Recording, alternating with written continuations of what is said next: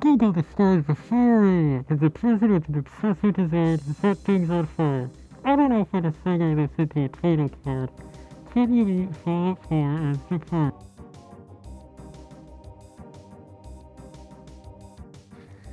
In fact, this just means that I'm going to be playing Fallout 4 with only weapons similar to the fire for Chief Registry. That means Grog Knuckles, Flare Gun, Flamer, Heavy Incinerator, System and the Combat Shotgun is the passing resemblance to the Panic Attack. Anyway, unlike the Fallout 4 Big Iron video, I'm gonna be grudgingly play the game daily without starting it, and I only mod being no bloody mess, since I wanna get on YouTube's good side early. Believe me, I hate myself for it. I can say that about a lot of things, so it's fine. Anyway, again, I started life the same way all women do, skipping past the intro second because it's shit. Seriously, it's more rancid than me in middle school, and I only showered like once a week and heard the same hoodie for weeks at a time.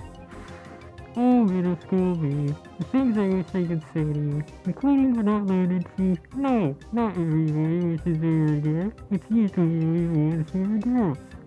I took, a degree sounds like a strength for beginner and a profession for lockpicking. That goes into intelligence, was got that in science. I skipped past the roaches using patent to lock the roaches behind the door method, and head outside into the world above ground, where I grab the 2 books in Sanctuary and head out. I also put on Morgan's spacesuit since it's kind of like maybe sort of resembles a fire. I don't know, it's fine for now. I head to Concord where I let Preston kill all the raiders outside the museum. This is so I level up and complete the first level of the blacksmith perk. Now I have to go save my axe from a building filled with ghouls. He was close, not one of the other ones. I discovered a few other locations, still had a landmine, and left take signs and fenced paper in the back of the head on my way there. After bitter running around like a headless chicken and nearly dying, I eventually stumbled across huge cracks, or low again, and this time take the big leaps perk. I go inside and pick them up in the display to claim my prize. Since I'm in the area, I figure it wouldn't hurt to collect the fair Friday for them. It turns out it did hurt. It did hurt. So I just leave it at them. I head back to Diane City, where favor is calmed down since that time I fenced her, and skip past the fair and the mayor. I go to the craft house and watch the fight, if you can call it that. Then I talk to Paul of Pembroke fame about it. We agree to confront Cook. I immediately kill Cook and take his note about the chem deal. I head to the site of the chem deal and start swinging my axe like a Saints Row cat at a hole, then jump into the rear and fire a shark away. This makes the surviving monsters run off me, so I can pick them off one by one. I'm not gonna say it, but I die about 15 different times here. Yeah, that's not good. But this does give you 60 of every major kill in the game. I should have entered first in the 60 cuts to the medic for some spare sim tricks. You know, it's really hard to talk like this for an extended period of time. I'm getting quite light-headed. The next order of business was to head northeast at Vegas Ironworks. Last time I was here, I recorded a middle-length scene of a big iron radio that I didn't use. However, it still made it into the background in a photo. This time I died multiple times, not even to the forge with flares, but to the ones with baseball bats. Eventually, to remake the psycho, buff out, and the magic in the young girl's heart and setting the difficulty to very easy, I prevail over the forge, claim a flare, and head inside to claim some more. I kill the forge by the inside and follow a trail of tapes to discover the location of a secret server.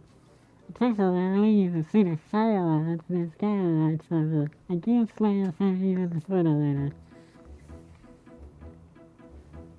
Unlike the regular Slayer, the incinerator fires a ball of fire rather than a continuous spray, like the incinerator for New Vegas, or whatever any understanded 436 is called. This gives you a few actions for putting on enemies to death. So in the festival, so as a result, I head out to the raider and take out Slag. We play a quick game of rock, paper, scissors fight. He throws up a rock. I throw several balls of fire at him. Logically, Jake fits in his several hostages Guardian's promotion. At least I own a sword. Cut the ear first, it's his son's death. He told me to keep his sword and a few arrow cats. This lines me up, and I take the arrows, look, and the hospital to Elmer's church, which I discovered earlier, to take care of business. Unlike last time, I decided exactly who I want to sign it ahead of time. Yeah, actually, you shots, I guess. I decided to start the process a little bit early, right? Trying to be excited a little. Yeah, I'm not sorry if I'm excited. I totally understand the regimen, right? Yeah, I killed all and used the workout stuff. I saw it that woman's shield by incinerator. A lot of it takes the ending set on fire. With a 5-minute-long morning stream underneath the church, I said the deck will be back tomorrow and just back on slack like I got the next hour head. Then it takes, simply, these trigger hardly and no offense sight. The entire fast, the neck is the easiest it's ever had. The last narrative is going to use the objective mechanics of the fire arrow, and the closest I came to dying is that I hit myself with them. Dino absolutely got his shit wrecked, then Nicky and I fled the vault. After Skinny and his guys had plugged into Ash, Nick and I rendezvoused at his office to talk about Kellogg. We also raided Kellogg's house to search for Cleese's location. Instead, we found a cigar. Doggery can track this. Fed the cigar to Doggery, then left him behind to find my way to Fort Hagen on our own. Inside Fort Hagen, I built a few robots and, learned that Doggery is my companion for some reason. This also happened last time. Strange. Well, just like last time, I dispatched the exit combat and dismissed him, then continued deeper into Fort Hagen. To say that the incinerator made getting through here trivial would be an understatement. I don't think I've ever found it this easy. I think it's obliterated by this thing, including me if I stand too close. When I get the Kellogg, I really want to say anything to him, so I say his robots. When he burns, I learn that he himself is also felt robot. Oh, wow, the fun is wow, that's so close, God. Fuck this game. Seriously, what a half-ass manufactured cool second included exclusively to make players go, yay, that is awesome! And it's got my friends, which is one of the few good robots I know. Nick! Also Facer. This secretary, and that's how to take all these steps as they out.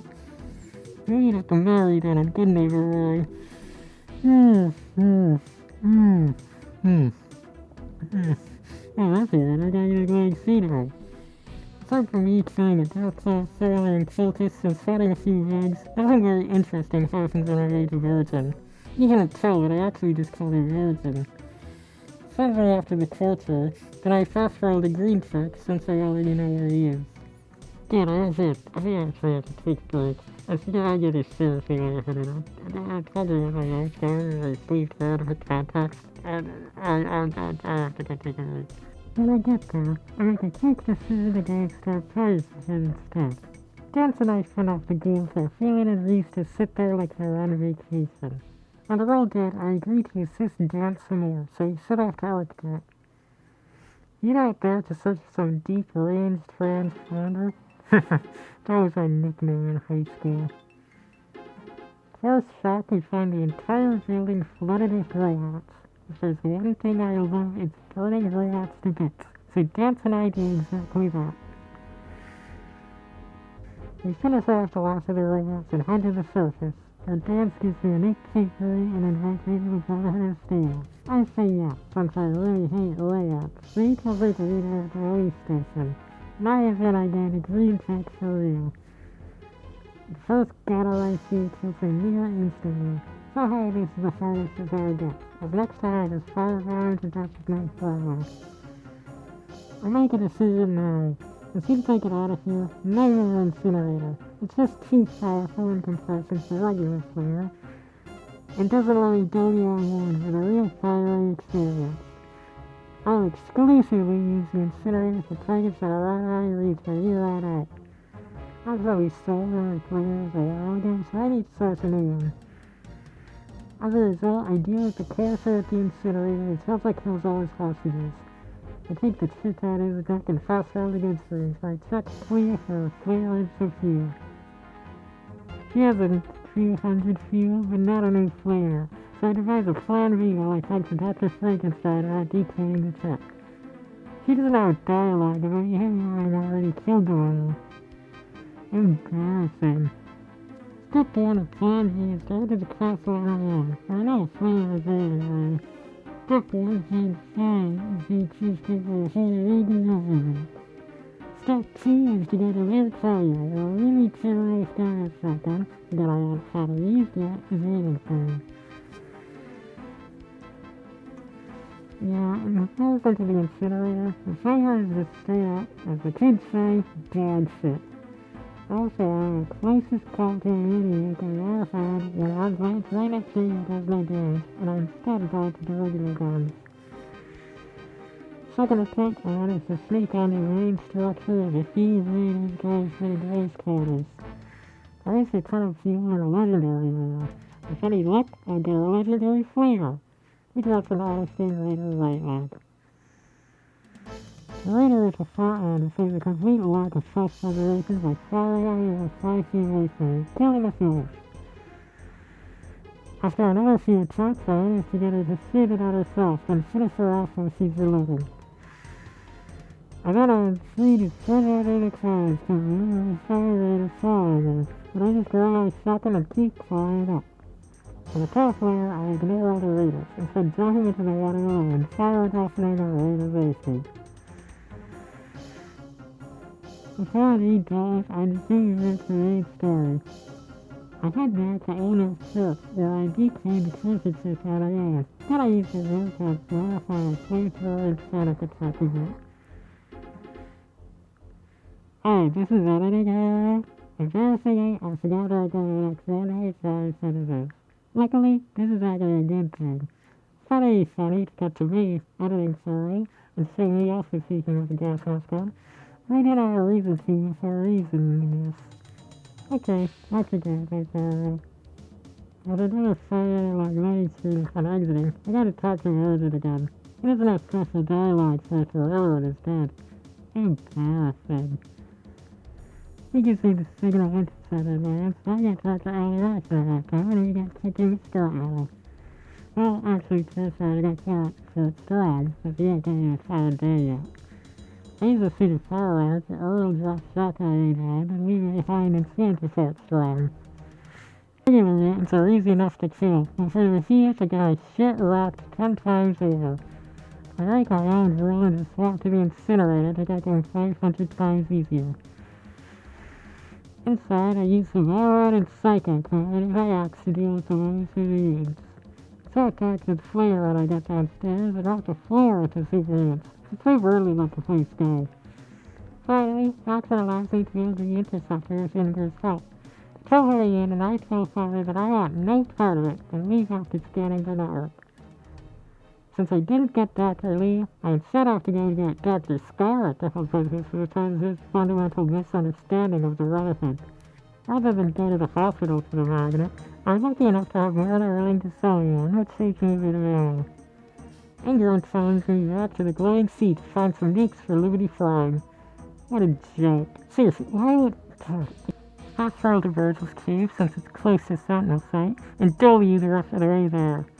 The path through the site is super easy. I just have to create a few ghouls and robots, as well as a cultist and his robot that I can trace the pulsar and dip.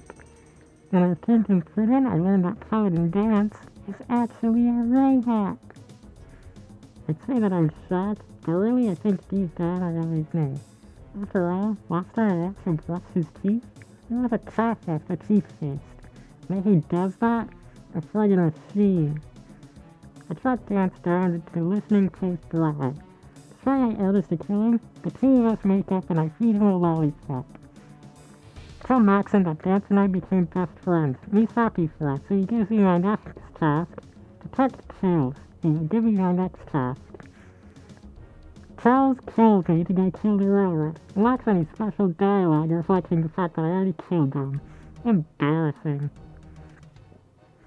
All I have to do is find my way through the lower levels of the church and plant a bomb under a door. Now I can return to Charles for my next task.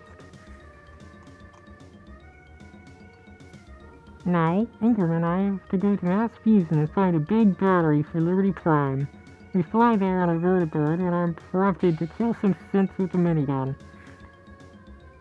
The ammo for this thing costs way more than I can afford, so I just waited until the pilot flame's close enough for me to jump off. I kill a sensor array for non-renegade means, and increment I take the elevator down. I take the batteries and break my own rules by swapping back to be incinerated to be able to delay out security. Whatever, it doesn't matter. I was woefully unprepared to take the all on its at it. Take a pile of glass at the shop for more fuel, and come out with a bit over 400. We can be fairly comfortable enough to start the nuclear option. I return to the Boston airport and insert Skyline's plan to do just that. Other than following plans, slow ass already to institute, I just try out to see how she lands since we'll show up shortly after anyway. After killing a wave of sensitive parallax, Flash finally uses his face laser and a nuke to open up from the Institute's ceiling, allowing all of us to drop right in and take the fight to them. Instead of fighting for over addicts, I just run right past all the Institute's defenses and get fighting in the real Institute. And the area of robots don't stand a chance against my flamer. In the main room, such panic around a fleeting field, so I attacked them with my shotgun instead. And they're dead, injured and frenzied after they unlocked the radio reactor by going down to the director's terminal. So I give him a face of it in the lollipop, and DSC asks. I deactivate the Institute's security, and so Watson and Kay fits into the reactor area. It turns out that skipping the robotics earlier is a good call, as I have just barely enough shield to kill the robotics in the reactor after facing the bomb in the reactor. With the bomb planted, Watson says he's friendly, and I give him a thumbs up, and he tells out out of here about last season. Watson lets me do the others of hitting the big red button. I hit it, then tried jumping to my death. The game didn't let me, and I still use Fallout 4 as a fire credit, so I guess. I plan on having this out on April 1st. However, I'm finishing the gameplay and voiceover on March 28th. I'm very bad at sitting down and editing. But this is only half as long as my past videos, so hopefully it should be easier. Sorry for using the marginally more powerful incinerator instead of flavor for most of the playthrough. Don't worry, probably won't happen again. Also, I swear to God, the Cyberpunk video is still happening. This video has been planned since shortly after I uploaded my first one, and I plan to release it on April 1st like I said. Also, I still forgot to turn off the frame rate character.